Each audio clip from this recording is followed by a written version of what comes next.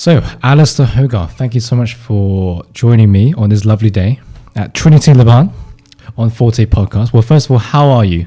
I'm really good. I'm all the better for seeing you. Yes, you too. You know, I've had this funny feeling. It's since we first met, it feels like I've known you for a very long time. Yeah, it does. It's been really lovely, hasn't it? Yeah. Through DMs, right? Exactly. That's very modern. A very modern sort of correspondence through DMs. Yeah. Yes. So I know that we're going to have a very great conversation today. So as someone who does this a lot, I try to think of new ways to start conversations, and I try to avoid going from the origin story because I know that's a route taken by so many before me. And I figured, you know, why not go from the beginning and see how someone started and how someone developed through their life thus far. So correct me if I'm wrong, you debuted a concerto when you were 15, is that correct, with the London Philharmonic Orchestra? Yeah, that is correct. At the Queen Elizabeth Hall. Yeah, it was quite scary, I remember. Can you tell me, what were you going through at that point in your life? And how did you come to that opportunity to debut a concerto, which is a very big thing? Yeah, it was funny. It was a big deal. It's one of those things that when you look back was actually more of a big deal than I realised at the time. Although I quite obviously realised it was a big deal even at the time. It definitely got my adrenaline pumping for weeks before. That was the final of this competition that I don't think exists anymore, called the Audi Junior Musician. And I'd got to the final. And the final that particular year, I think it was the first time they did this, because it had always been a final. It was like a concerto final. And in the past, they'd always had it on like two pianos if it was a pianist in the final. And this was the first time they got the LPO in. They got the big boys in, and big girls. And so it was just this incredible opportunity. I'd been studying by that point with Philip Fowke, who was my main teacher, for only maybe a couple of years, but enough time to really understand what I was doing technically. So it was one of the first things I'd had some considerable success in, quite unexpectedly from my point of view, because I'd always sort of I'd just kind of gone through the whole learning piano thing and not really thought about it too much. But that was the first moment I thought, that's really cool. Wow, I can't believe I've got to this point.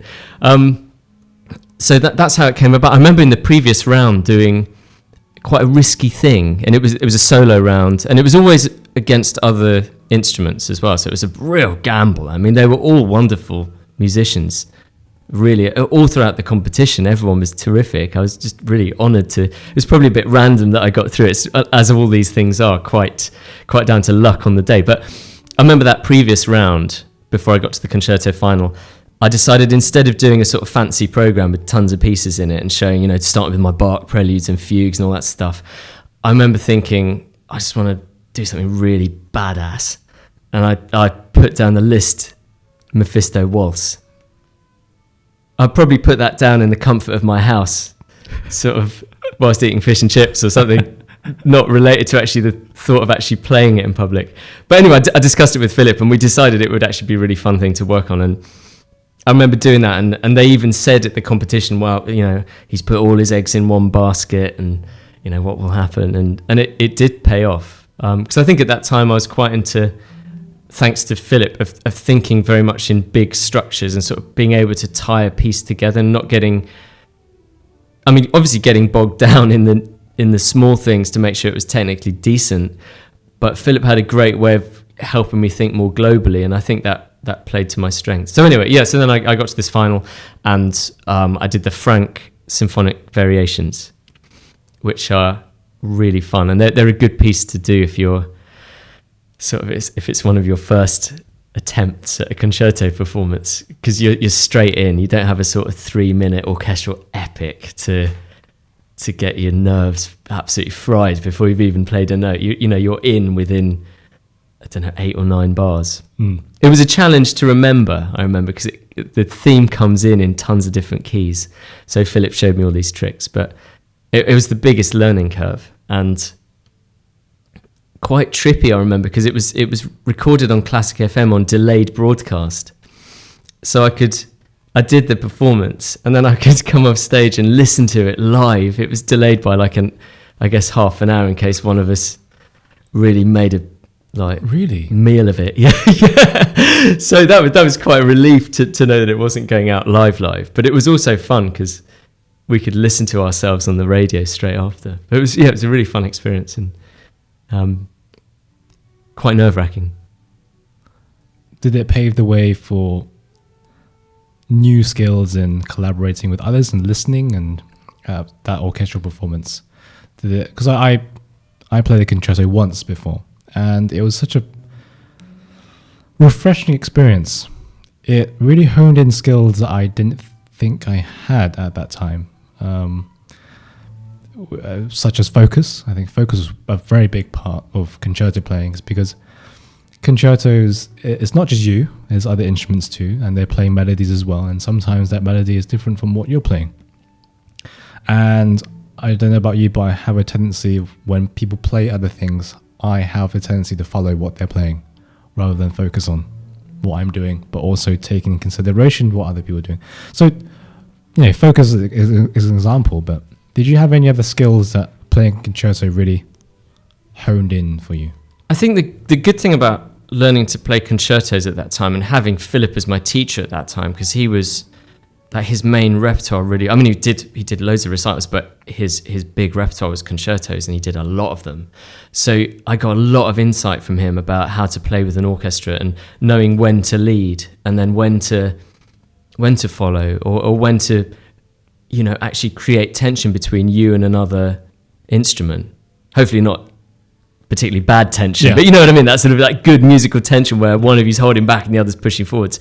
And the simple art of projecting, even when you're playing piano, if you're playing piano above an orchestra, if you play piano as you would in your house, it's not going to carry A above the orchestra, but B in the size of hall like QEH, which is where that gig was.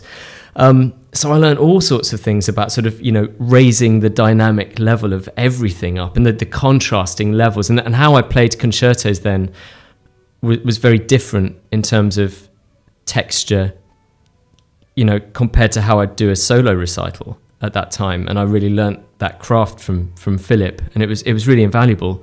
And it's something I really love talking about to students now, because I think like learning, it's great to learn the piano and stuff, but you've got to know, especially if you're going to become a performer, you need to know like the hall itself is an instrument as much as the piano. And if you play PPPP in a massive concert hall, no one will hear it. So it's not as simple as just doing piano. It's a lot of other things, and I learned a huge amount from that. And like I said, with the memory thing, because that theme in the frunk comes in a million different keys at the beginning, so I really had to be switched on to not have that moment when the orchestra's playing and you think, which one is it now? And that panic, how do I deal with that?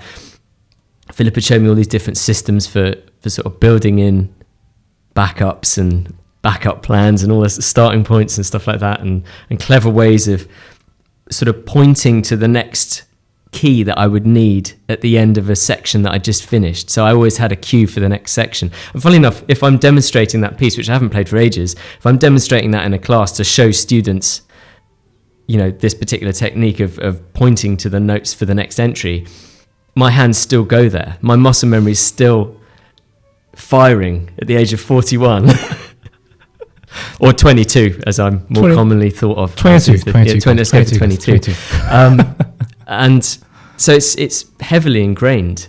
If it's helpful, If it's not too hard without a keyboard in front of you, I think I find that pointing technique really interesting. Can you just describe to our listeners? Yeah, so if, for example, in the front, you play sort of 7 or 8, I guess it's an 8-bar melody, that sort of thing. I can't remember exactly how long it is. And it finishes on a chord. So say that chord is, I think one of them is an F sharp minor chord. So it's got like F sharp, C sharp, F sharp in the left, A and F sharp in the right. So I'll plonk that down at the end. Hopefully not plonk it, I'll voice it beautifully. Very nice. And as I'm playing that, my third finger will basically be touching the E just below the top F sharp, to the point where it's actually sort of putting it down by like a millimeter, if that. So I have some sort of tactile sense of firing up that third finger. And this is an actual example. That E is the start of the next entry. So even if I sit there thinking, oh, what's the next one? I just look at that third finger or see that and think, oh, it's E. Yeah. So at least I've got a route in. I know at least going to start on the right note. And if you have that route in, if you know where the hands are going to go and you move them to that point, often, even if you're a little bit unsure, often your muscle memory will kick in. Yes. You know, it's good to do loads of other techniques as well, like lots of analysis and whatever you can to remember it and have these backup solutions. But it's that kind of thing. And then at the end of the next section, I do the same. So it was always guarding against in that piece, because it's very much like piano, orchestra, very alternating. It was always a question of making sure I would know what the next entry is, because it's slightly easier to deal with when you're in a section and something goes pear-shaped. It's easier than when you're sitting there thinking, I have no idea where the next starting note is. Especially in front of, hundreds of audience members as well. It was hard enough being in the QEH, but then you have the added thing of, it's my first time with like a major orchestra, like the LPO, who all know what they're doing. It was Howard Shelley conducting. Do you know Howard? I have heard amazing of him, pianist as well. So he was like this absolutely incredible musician and pianist that I loved. I love listening to his work as a pianist and as a conductor. So that was a real honour. So I was nervous because of that. And then just, if that wasn't enough, radio, Classic FM, pretty big station, massive station, and all my mates are in the audience as well, which is probably the most terrifying thing of all, to be honest. So yeah, having those elements and layers was vital. And that in answer to your question, I learned a huge amount from that. And concerto playing in general was something I learned a lot from after that. I got more concertos as a result of that. And the more I did it, the more I realized I liked playing music with other people, which, now looking back, that's where I ended up. And that's where most of my career has been and is. But I think the seeds were sown there primarily because, I am an only child, but I'm really social. I love hanging out with people. I also love not hanging out with people at certain times, but I'm happy with both. But I do, when I'm in the right mood for it, which is a lot of the time, I love just being with people. And I loved those moments when I was with an orchestra, and especially like youth orchestras, party really hard and make some music. I loved it. I really did. So you don't mind the solitude aspect of piano playing? I know a lot of people pianists I've met have sort of not complained against it, just I guess flagged it up as an issue sometimes because they spend a lot of hours alone in the room. Yeah, I used to quite like it. I mean, I really liked piano. I still do, to a really nerdy level. That's good, of though. Nerdiness. And I just really enjoyed learning. And like I said, I had Philip Fowke at that time, and he was amazing at so many things, but particularly at giving me inventive ways to practice. So I never was sitting there practicing hands separately and loudly and slowly, which is the default really for a lot of people these days. I was always doing these like wacky exercises and brilliantly funky exercises. So I was really happy doing that, and I'd happily do that and then hang out with my friends. I never found it. I liked both, as I said. I liked being as much by myself. Maybe that's an only child thing, but I did like hanging out with people too, which is probably also an only child thing, to be honest. Well, what is it about piano or music in general that fascinates you? That fascinates me now or fascinated me then? Let's do both. Then, I remember the moment when I thought I really want to do this seriously. I was watching Young Musician of the Year, BBC Young Musician, and I saw Freddie Kempf play Islame, Balakarev's Islame, which is a treacherous piece of music for any aged pianist, but he was busting it out when he must have been like 13 or 14. It was just phenomenal. And if I'm totally honest, well, firstly, I was really impressed. And then I was at that age, because I'm a little bit younger than him. I was at that age where I thought, if I could do that, that would really impress the girls at school. So I'm really going to pursue this. But there's a couple of things. So there was that, and then there was like I really loved that piece. I thought that's such a cool piece. I remember the ending, and I remember at the time I didn't know what it was. I hadn't caught the screenshot of what the piece was. So for ages I didn't even know what the piece was. So I sort of searched for this piece, got quite obsessed with it, and wanted to learn it.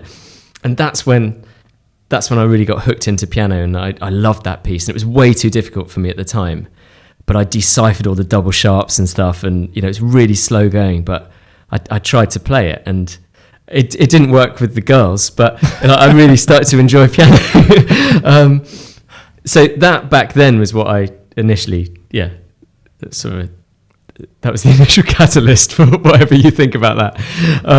And then subsequent, like now, what is it I like about piano? Well, I like that you can, it's a very versatile instrument, both in terms of the type of music you can do within classical, but also the other music types. So, things like jazz, and, it's stylistically very versatile.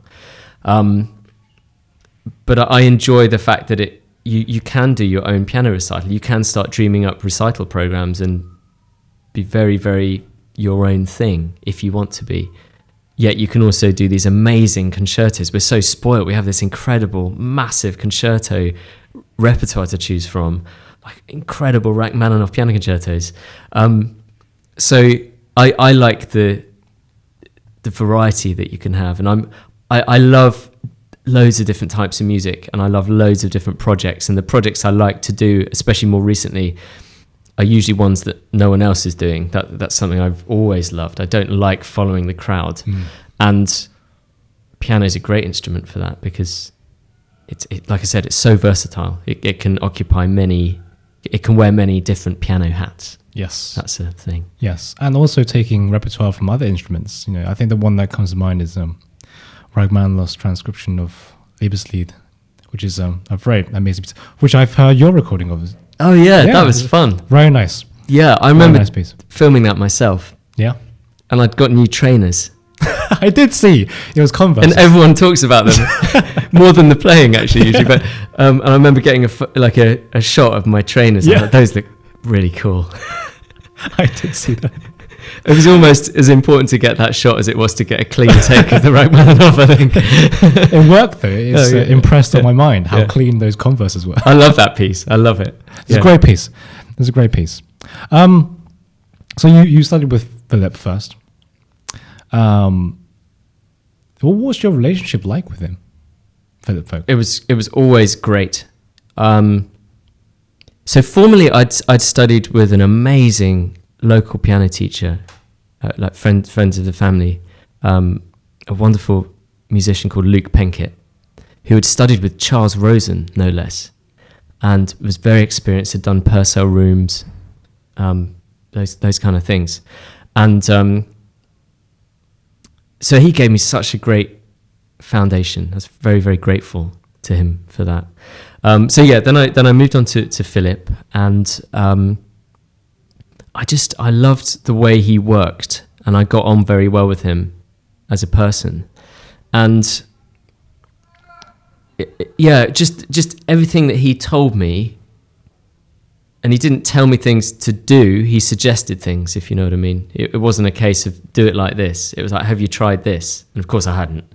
And he always had endless ways of practicing things, and I loved this. And that just worked very well for me. And like I said, personally, I got on with him very well. And it's just a very easy relationship. And I'd often be at his studio for a couple of hours, just going through huge, like masses of music. And part of the lesson would sometimes be just listening to stuff. He'd play me Rachmaninoff playing some Chopin waltz, and he'd say, listen to how at the end of the E minor waltz he does a decrescendo instead of a crescendo, and all these things. He kept pointing these things out to me. So my lessons were so fun that it wasn't just like a normal piano lesson. It had everything.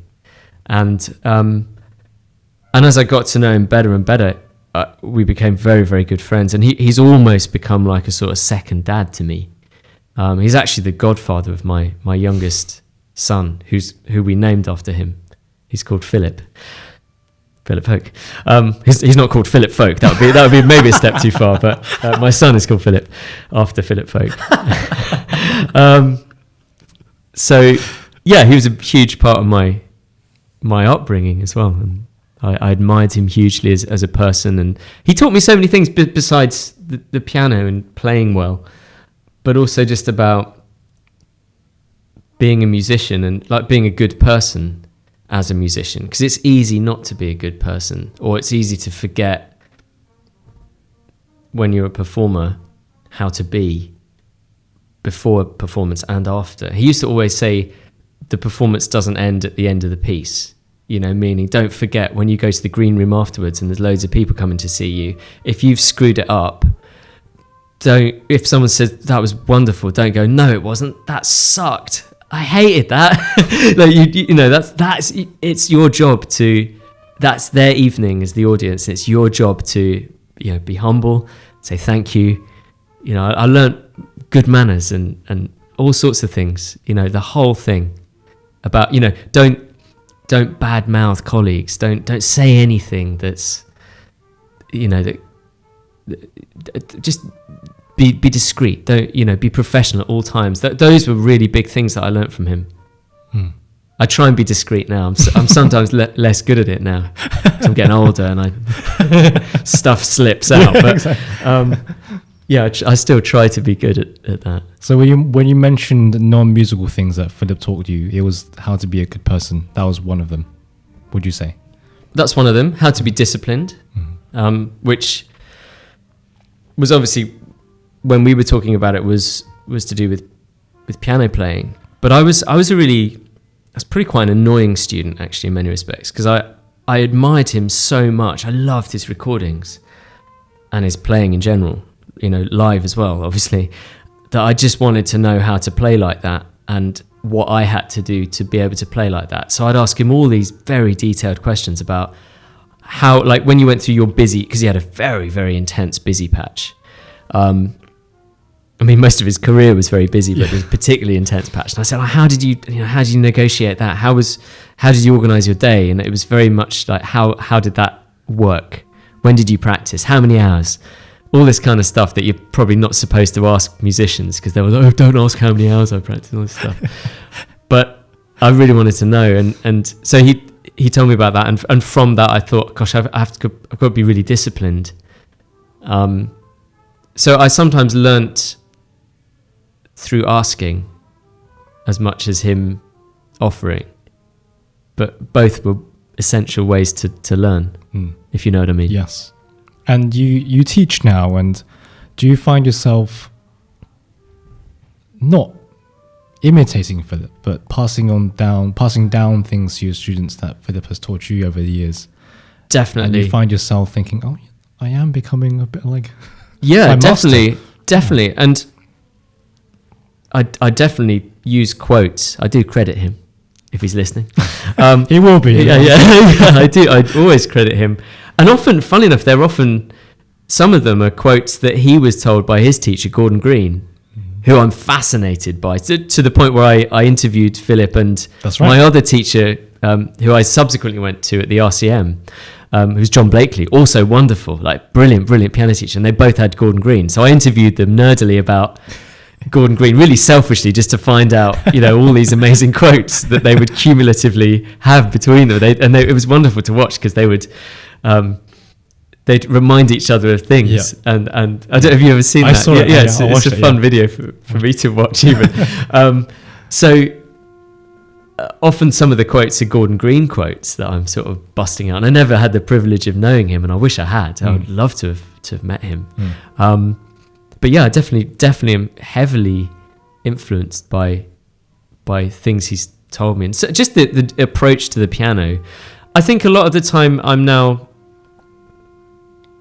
I think, I've been in the industry quite a while now, about 20 years. I'm 20 years in. I have found some of my own ways of doing things too.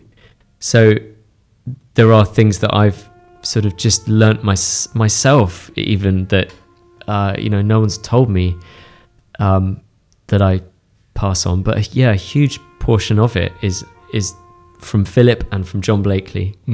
They were a huge influence on me. Yeah. Well, funny you should mention it, re-quoting Gordon Green and Philip Fowke. I think the one, because as you know, I've interviewed Philip once, and near the end he mentioned something Gordon Green said, which was, you mustn't practice until you get it right. You must practice until you get it. You can't get it wrong. And I always pass it down to my adult students when they practice, and I think that's really true. Yeah, and there's some amazing ones, other Gordon Green quotes that are connected to that I regularly pass on. There's what is it? Be a perfectionist in practice and a realist in performance. That's right. That's a good one. That's sort of connected to that. And what was the other one? Your best has to be so good that your second best will do. Yeah.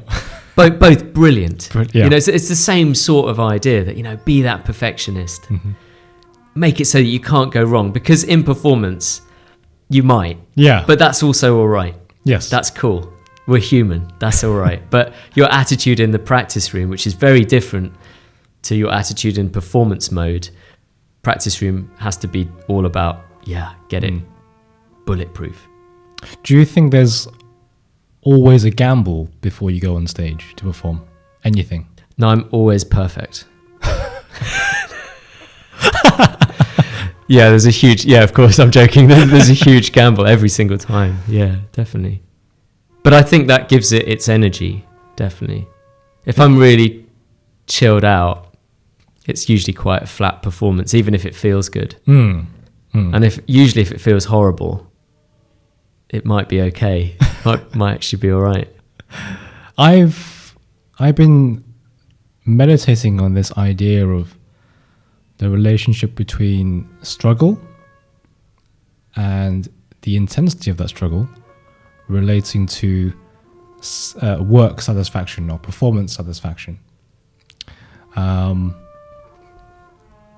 not going to be specific, but in general, when things come too easy for me, that can be in performance, that can be in writing, that can be just anything that I do. If it comes too easy and results in success, I don't feel satisfied with it. Even though that's something people want. People want less effort, but high results. It's a no-brainer, right? People would want that. But I think for me, that's the other way around. Less struggle means more complacency and less satisfaction. So what I'm trying to say is that when I try to do things in performance, in practice, if there's no struggle, I won't enjoy it. And I wondered what you thought about that, if you had the same relationship as I do with struggle and success. It's funny, it's a really tricky one, that, because I don't really like struggling in performance. Yeah. I like to feel like it's not a struggle. Yeah. But if I've done the work and it feels like a struggle, often the result is better. A comfortable performance, I often find, sometimes is a little bit flat. If it's been recorded for radio or whatever, and then I listen to the thing about, so I get distracted by a brass instrument going, if I listen to something a couple of months later and because by that point you don't remember how it felt in the moment usually, unless it was an absolute disaster or an absolute crazy feeling of comfort. Then when I listen, often I'll think back and think, well, I did feel quite comfortable in that. It sounds good, but it's just a bit safe. Or even just, this is a tricky thing actually. Sometimes when you're super accurate, I've always been quite, dare I say, quite accurate, because I've had this wonderful training from Philip. Sometimes you can get criticised for being not so musical if you're more accurate. This is very annoying. Because I don't think that's true, but often people are so, like, sometimes when people hear a pianist struggling with a passage, there's that sort of musical effort behind it. Sometimes that is, and they're thrashing about. Sometimes there's a sort of drama and theatre in that, but their ears are often off. Not the pianist necessarily, but although oftentimes they are. But the people listening are so dazzled by all the sort of spectacle of it that, sometimes it's easy to... That sometimes is a problem. It's slightly... it's sort of related to what we're talking about. But yes. Yeah. I don't know. I think I want to feel just enough struggle in performance. Yeah. Not the kind of struggle when you haven't quite learnt the notes yet. Yeah. And you've got a Radio 3 mic stuck in your face and you're kind of like, oh, okay, well, I should have probably practiced this a bit more. That's not a nice struggle. The other struggle is you're really prepared. It's maybe a big gig. Yeah, maybe it's being recorded or maybe it's live. I've done a few of those sort of scary live evening recitals at Wigmore, which have gone straight out onto Radio 3 straight away. Those were very nerve-wracking, but I've really prepared. And there was a sort of, there was a bit of a struggle. There was definitely an element of nerves, but I did feel, I got this. It was a dealable with amount of stress to handle. And I think I like that. Yeah. But I don't like too much of it. I don't like that sort of destructive amount of adrenaline that you get when you haven't done enough, which on occasion I have experienced. Often because I've accepted something at the last minute and thought, right, this is a good jump in, I'll do this. And sometimes you really have to take those. You just have to be a bit of a daredevil. And they often work out if you know how to prepare and you're in good piano shape and all that kind of stuff. You can often pull it out of the bag. It's much more risky, but that's a much more unpleasant feeling. And I would try and avoid that. I would not want to make that my norm of operating. No, I don't think. Well, some people can operate like that, and it's just. I think I've done that once, and I'll never do it again. To finish you off. I think I'm done emotionally to take on things last minute. Yeah. I just can't do it. But yes, I agree with you that an absence of struggle is not ideal because, as you said, it's safe. I think that's a really good word. It's musically too safe and physically too safe. But I think enough to propel the performance to another level. So as you said, you made a distinction that there shouldn't be that struggle where you're still trying to find your way around the notes. That's not ideal for yourself as a performer and also for the musical satisfaction of the audiences. But I think what I'm trying to whittle down to, I think it's the expressive struggle or trying to wring out as much musicality from the piece as possible. That might be to go all out on the phrasing, not just in the right hand, but also in the left hand, to pay attention to all the musical detail that you can, to try and get as many amps. Have you seen Apollo 13 where they're trying to bring the shuttle back? Yeah. The director of the program was like, squeeze as many amps as you can to get him home. That's the analogy or movie reference that I try to think of when I think about struggle. As Apollo 13 was struggling to come back, you're trying to bring home a piece of music. Yeah, I think my view on that is I don't need to be struggling in the moment of performance to be able to transmit the emotion of struggle. So, for example, Opus 111, Beethoven, there's those 2 octaves at the beginning. And you could do them, you could cheat between the hands. Ta-dum, you could do right, left, or split them between the hands. The danger, obviously, with doing that is it sounds too easy, and that the element of risk involved in those 2 things, those 2 octaves, that's what makes it exciting. And there's a musical effort over distance that is important not to lose. But that would never... I mean, that's a bad example because I wouldn't actually cheat at that point, I think. I think I would actually try and do that when it's written. But things like that, sometimes I do a redistribution, but make absolutely sure that the feeling is still there of the musical effort. And I think this is an important thing. I think we don't always need to be mega feeling the music in the moment of performance. I think the feeling can be done before.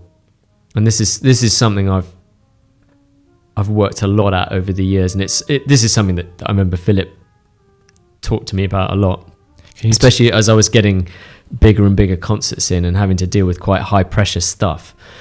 This idea of, again, it's a sort of Gordon Green idea, I think, originally, this idea of being once removed when you perform. So you do all the feeling before, you decide what you're going to do with it.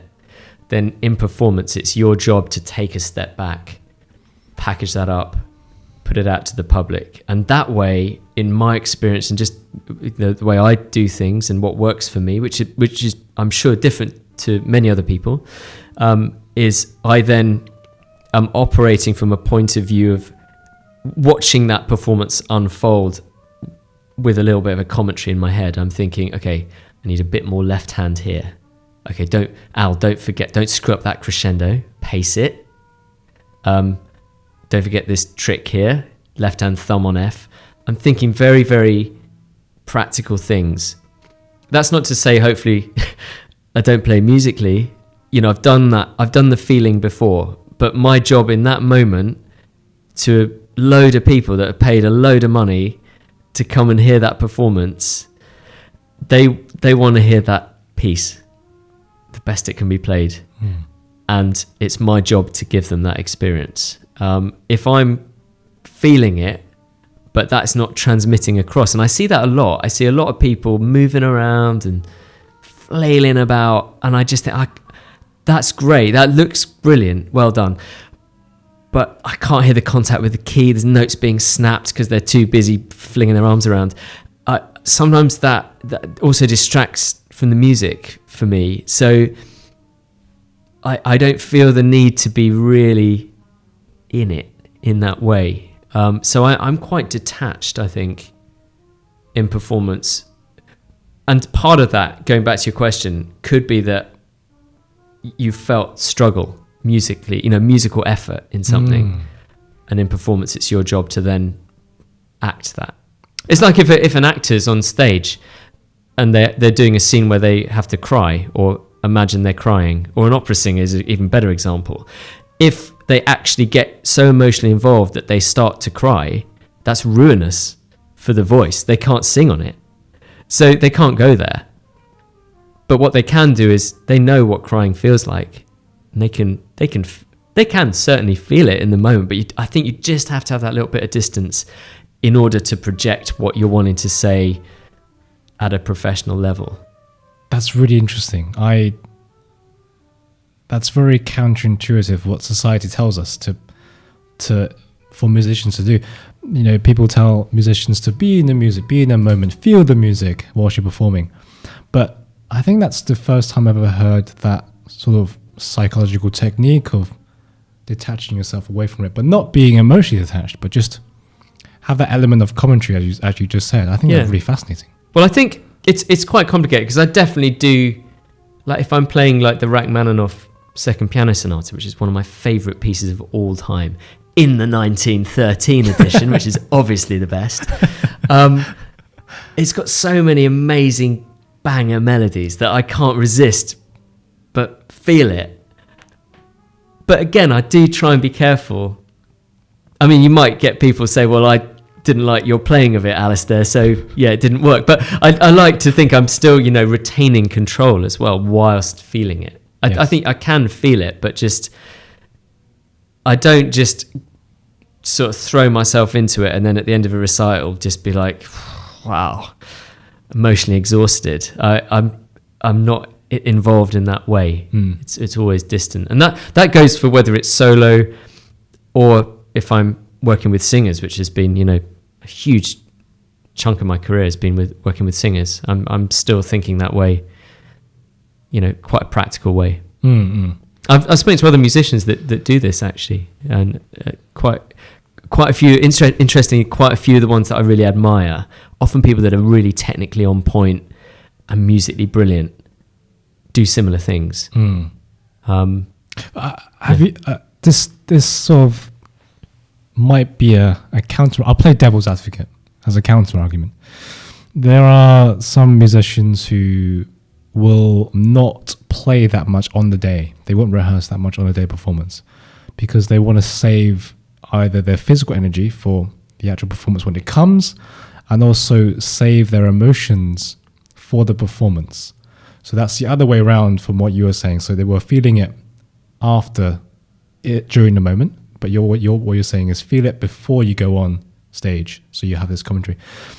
And I just find it fascinating because I never heard people do it the way you described it. I think that's something I might give it a try. Yeah, it's one of those things. It's all very personal stuff, and it might not work for anyone else. It does. That's usually the safest. Not the safest. That's probably not the right word. That's the way I like to do it, and I've tried not doing it, and it's always been a disaster. So, what you say though is interesting about the day of a performance, because I am one of those people. I'm a strong, having said what I just said, I'm a strong believer that you shouldn't give the performance before the performance, which you can easily do, and I used to do. I'd head down to Wigmore Hall. I'm like, wicked! I'm in Wigmore. Let's go! And then I'd basically bust out the performance in the morning rehearsal, and not so much from an energy point of view, but more the performance. I'd sort of feel a bit like I've done this already today. So I try not to, I do like to go through every piece I'm playing all the way through, but I do it quietly. I do it with the whole dynamic spectrum moved down to piano, basically. So I'm not using it. I do think it's important to conserve physical energy on the day. I do save that for the gig. So to do that, I'll just play piano, but with all the textural and dynamic tonal differences in place. So it would just be on a scale of P, PP, PPP, basically anything under piano, which I find sort of saves me for the evening. And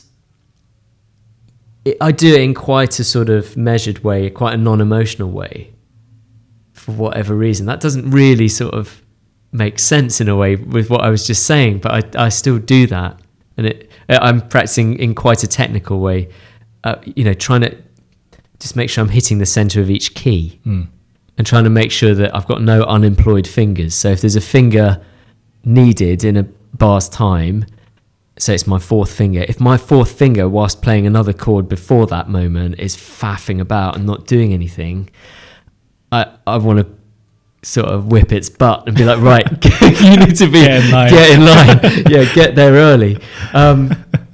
So I'm thinking of it from that perspective. Also listening, I think there's an element on the day of a concert, you can get listening fatigue quite easily.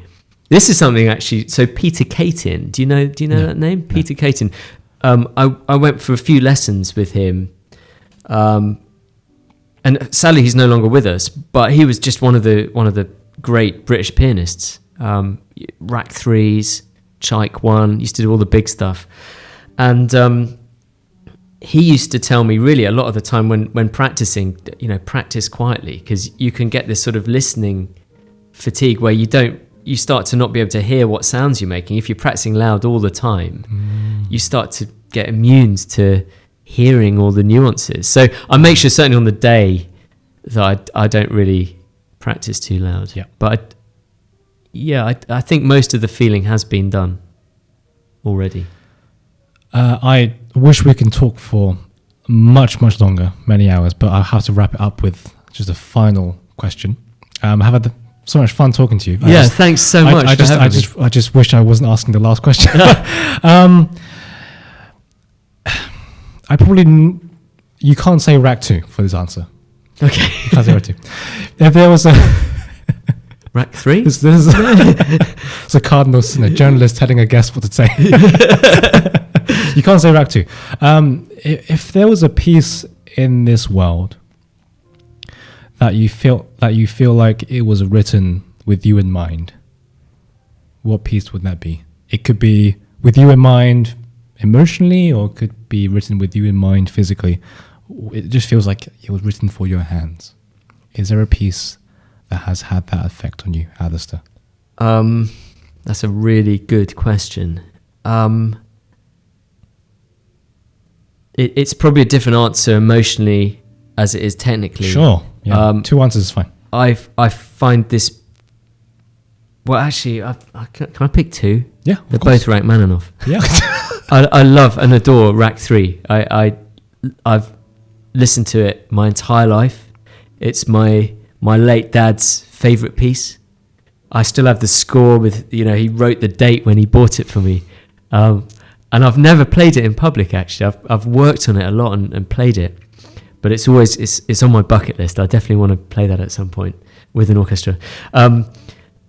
That I just, it really, it does fit my hand really well. And it's funny because it's often thought of as the biggest, scariest concerto, especially of the Rachmaninoffs. But really, I find Rack 2 harder.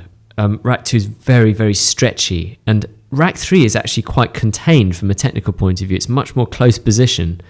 And it's more compact and it feels nice. So I'd say both emotionally and technically that one, even though it's a big challenge. I'm not saying it's in any way easy to play. So either that or the second sonata, the Rachmaninoff second sonata, which again, I've loved my entire life, and I've played that a lot, and I feel very comfortable. If it suits my temperament. It visits a lot of me internally, musically, if you know what I mean. I do. Those are my two. Sorry, I've crowbarred an extra piece in, but they're both bangers, so hopefully it's all right. Well, Alisdair Hogarth, thank you so much. Thanks so much.